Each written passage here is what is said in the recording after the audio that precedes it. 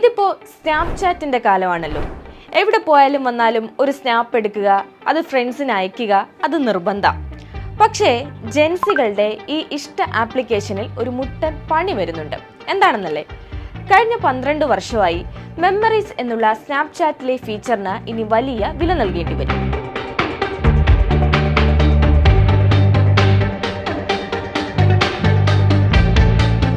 24 മണിക്കൂർ നേരത്തേക്ക് കാണാൻ കഴിയുന്ന, യൂസേഴ്സ് ഷെയർ ചെയ്യുന്ന ഫോട്ടോകളും വീഡിയോകളും എല്ലാ കാലത്തേക്കും സേവ് ചെയ്ത് വെക്കാനും വീണ്ടും കാണാനും സഹായിക്കുന്ന സ്നാപ്ചാറ്റിലെ ഫീച്ചറാണ് മെമ്മറീസ്.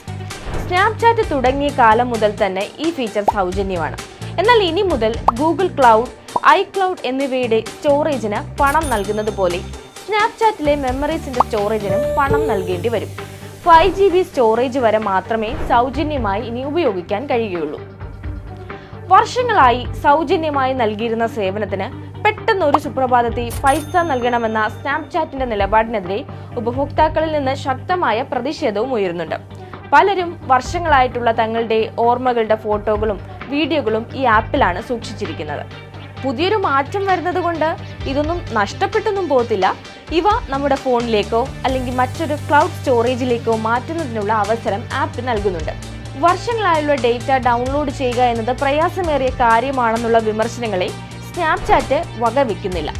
സൗജന്യമായ ഒരു സേവനം സ്വീകരിക്കുന്നതിൽ നിന്ന് അതിന് പണം നൽകുന്നതിലേക്ക് മാറുന്നത് ഒരിക്കലും എളുപ്പമല്ല.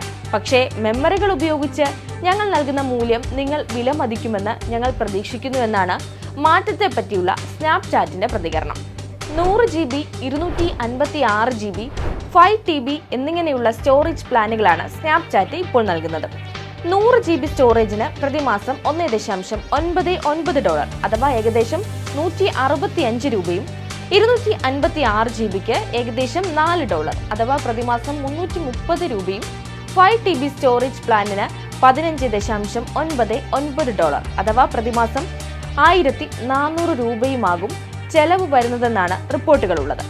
നിലവിൽ 5GBയിലധികം മെമ്മറി സ്റ്റോറേജ് ആയവർക്ക് 12 മാസത്തേക്ക് താൽക്കാലിക സ്റ്റോറേജ് സ്നാപ്ചാറ്റ് നൽകുമെന്നും റിപ്പോർട്ടുകളുണ്ട്.